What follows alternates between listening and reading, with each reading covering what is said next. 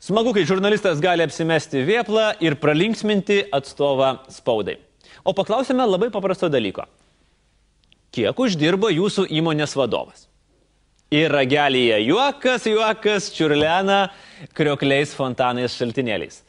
Gerai, suprantu, įmonės atstovas spaudai darbas nedėkingas, sunkus ir kenksmingas sveikatai ir jei praskaidrinom jam dieną ir tai gerai. Bet jei mums uždaro duris, tenka ropštis per langą. Taigi, gauti didžiulį atlyginimą padoru ir netgi sveikintina, nes tai klestinčios įmonės požymis. Nusprendėme pasidžiaugti kartu ir apsimetę naivuoliais, atsitiktiniu būdu išsirinkome keletą žinomų kompanijų ir pabandėme sužinoti jų vadovų algas. Atstovai spaudai iš pradžių skaniai juokdavosi, o po to staiga surimtėdavo ir pasakydavo, tokios informacijos neteiksime, nes tai konfidencialu. Bankai skelbia tik visų valdybos narių atlyginimo vidurkį, tad išskirti konkrečių algų negalime. Tad paaiškėjo tik valstybinio sektoriaus įmonių vadovų algos, kurias jie ir tai privalo nurodyti. Kur kas paprasčiau viskas vyko, kai neformaliai pasikalbėjome su įmonių finansininkais ir konkuruojančiomis bendrovėmis. Taigi, kas ko nusipelnė? И перед кем же мне извиняться? Мне уступают, я не смею отказаться.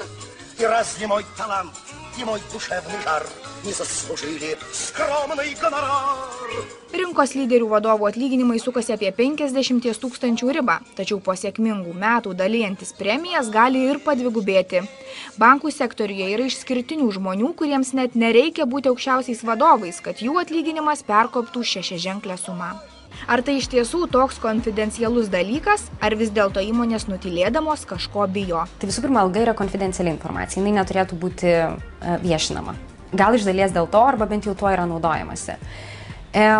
Antra vertus, tai gali turėti įtakos įmonės mikroklimatui. Kažkokiam tai, jeigu yra didelė įmonė, ir ką aš pradžioj minėjau, tos didelės žirklės tarp žemesnės grandies darbuotojų ir aukščiausio lygio vadovų, tai žemesnės grandies darbuotojai gali atrodyti, kad yra nesąmonė, kad kodėl jeigu jis gauna 2000, o jo vadovas ten 102 000, tai kodėlgi jam nemokėjus 5, o vadovui 97, nes jam didelio skirtumo nebus, ne? Kažkas tokio. Kad neatskleidžia visuomeniai, na tai tikriausiai tas motyvas ir yra, kad, na, žinant tą tokią pajamų nelygybę Lietuvoje ir tai, kad, na, daugelio ir labai didelio skaičio žmonių gyvenimas yra nekoks ir dėl krizės dar labiau nekoks, tai šitam fone atskleisti didelius atlyginimus, aišku, nelabai tinka, bet to, ne tai, kad nelabai tinka, nelabai jiems norisi, jie supranta, kad jie bus juos žiūrima kreivai.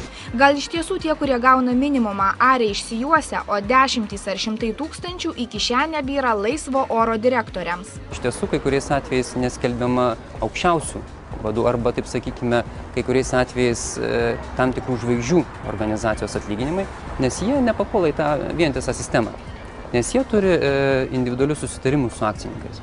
Klausimas, kodėl jie juos turi. O čia prasideda galbūt pagrindinė, mano manimų, logika.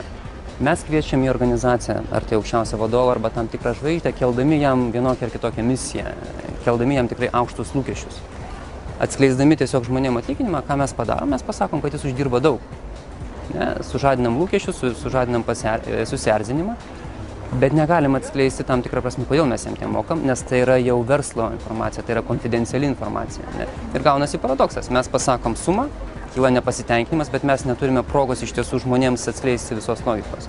Ir šitoje vietoje tai yra, taip sakyčiau, tiesiog verslo logika. Tai nėra, rečiau yra tiesiog noras nuslėpti nuo žmonių tuos pinigus. Gali būti, kad tiesiog žavinga sekretorė uždirba tiek pat, kiek vadovo pavaduotojas, vien todėl, kad jį vadovui yra maloni, o ne tai, kad tokie jos darbo rezultatai. Ir žinoma, kad visus tuos dalykus viešai atskleidus reikėtų aiškintis, tai užimtų daug laiko, rūpesčių vadovom.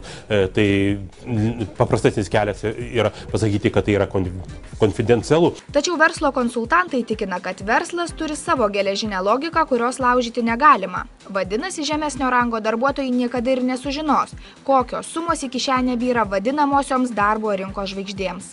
Aš kaip žmogus iš tiesų turiu žinoti, ką aš turiu išmokti, ką aš turiu padaryti, kad aš uždirbčiau daugiau.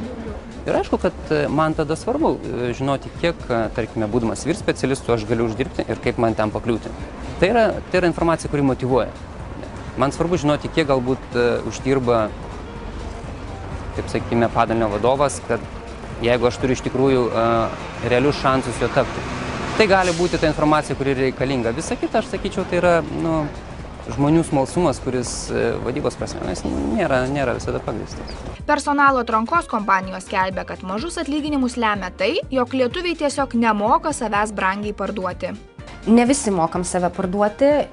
Dažnai, kai kalba kandidatai apie norimą algą, tai jie remiasi tokiais ne visada pagrįstais aspektais, kaip mano draugas tiek gauna, arba aš girdėjau, kad šito įmonė tiek moka, arba aš tiesiog tiek noriu. Ir tai galioja dažnai įvairių lygių pozicijose. Tie žmonės, kurie jau turi tą įvaizdį, jie užima beveik monopolinę padėtį ir tuo naudojasi. Tačiau ką daryti, kad gyvenime bent proga pasitaikytų užsiprašyti pasakiškai didelę sumą už savo paslaugas? Personalo atrankos specialistai sako, kad reikiamų laiku atsidurti reikiamoje vietoje ne visada užtenka. Visų pirma, reikia investuoti į save. Ir jeigu nori turėti tikrai didelę algą, gal net nebūtinai 50 000, gal 10 ar 15 ar 20. Tai turi turėti ką pasiūlyti pačiai įmoniai. Iš tiesų tai yra,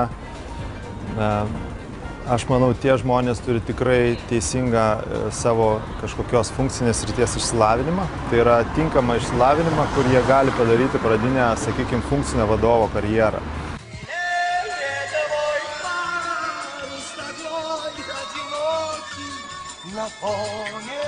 Pernai daugiau kaip 100 000 litų uždirbo 11 žmonių, o daugiau kaip 35 000 gyventojų gaudavo nuo 5 iki 10 000 litų per mėnesį.